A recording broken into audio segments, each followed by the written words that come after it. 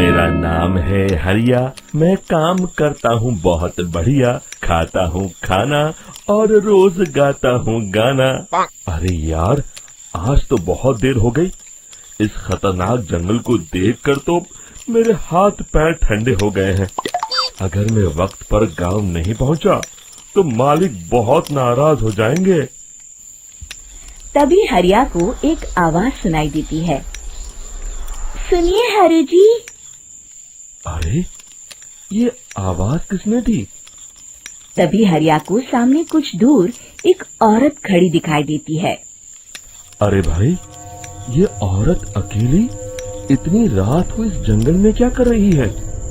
चलकर पूछना पड़ेगा। फिर हरिया अपनी बैलगाड़ी उस औरत के सामने लाकर रोक देता है और उससे पूछता है। अरे सुनिए, आप इतनी रात को इस खतरनाक जंगल में अकेली क्या कर रही हैं? तभी वो औरत मीठी आवाज में कहती है, अरे हरु जी, आप आ गए। मैं कब से आपका इंतजार कर रही थी। वैसे तो यहाँ से काफी लोग गुजर चुके हैं, लेकिन मैं खास आपका इंतजार कर रही थी। अच्छा, तुम सच कह रही हो? मुझे तो यकीन नहीं हो रहा है। वो क्या है ना, आज तक किसी ने मुझसे इतने प्यार से बात नहीं की। हाँ हाँ हरु जी, मैं सच कह रही हूँ। अब देर मत करिए और जल्दी से मुझे मेरे घर तक छोड़ दीजिए। हाँ हाँ, कौन सी बड़ी बात है, अभी छोड़ देता हूँ। आप मेरे पीछे बैलगाड़ी में बैठ जाइए और मुझे रास्ता बताते चलिए। फिर वो औरत हरिया की बैलगाड़ी में बैठ जाती है और हरिया बैलगाड़ी हाँकता हुआ आगे चल पड़ता है। फिर उस औरत के बताए हुए रास्ते पर चलते चलते हरिया बैलगाड़ी लेकर एक काली गुफा के आगे आकर रुक जाता है। हरिया उस औरत से पूछता है, हाँ देवी जी, आपका घर कहाँ है? यहाँ तो एक गुफा के अलावा और कुछ नहीं है। तभी अचानक वो औरत हवा में उड़ने लगती है। देखते ही देखते उसका सुंदर रूप एक डरावनी चुड़ैल में बदल जाता है और वो जोर जोर से हंसती है। अरे तू तो एक नंबर का बेवकूफ निकला। तू तो बड़ी आसानी से मेरी बातों में आ गया। अरे मर गया रे, ये तो एक चुड़ैल है। हे भगवान बचा ले, ये तो बड़ी डरावनी दिखाई दे रही है। और फिर अगले ही पल हरिया की बैलगाड़ी में रखा सारा सामान हवा में उड़ता हुआ उस काली गुफा के अंदर चला जाता है और वो चुड़ैल भी उस गुफा के अंदर जाकर कहीं गायब हो जाती है। हरिया ये नजारा देख बुरी तरह घबरा और परेशान हो जाता है। अरे, ये चुड़ैल तो मेरा सारा सामान लेकर गुफा में गायब हो गई। अब क्या होगा? अगर मैं गांव खाली हाथ गया तो मालिक मेरी अच्छी खबर लेंगे। मेरी इस बात का कोई यकीन भी नहीं करेगा। फिर आखिर वही हुआ। हरिया के मालिक चंपक सेठ को हरिया की किसी भी बात पर रत्ती भर भी यकीन नहीं हुआ। चंपक सेठ को लगा हरिया झूठ बोल रहा है और उसने ही लालच में आकर सारा सामान हड़प कर लिया है। फिर हरिया को बेईमान समझकर चंपक सेठ उसे काम से निकाल देता है। अगले दिन अपनी दुकान में परेशान बैठा चंपक सेठ गुस्से में बड़बड़ाता है। अरे, दुकान में तो सामान बिल्कुल भी नहीं है। अब मुझे ही शहर जाकर सामान लाना होगा। फिर वो अपनी बैलगाड़ी लेकर शहर चला जाता है। शहर से सामान लेकर जब चंपक सेठ वापस गांव लौट रहा होता है, तभी उसे एक आवाज सुनाई देती है। चंपक जी, ओ चंपक जी। अरे, ये तो कोई मेरा नाम लेकर मुझे पुकार रहा है। फिर उस रास्ते में वही औरत खड़ी दिखाई देती है।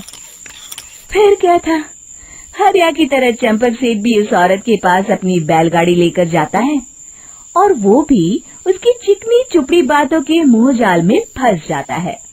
फिर चुड़ैल उसे भी अपनी गुफा तक ले जाती है और उसका सारा सामान लेकर गुफा में गायब हो जाती है।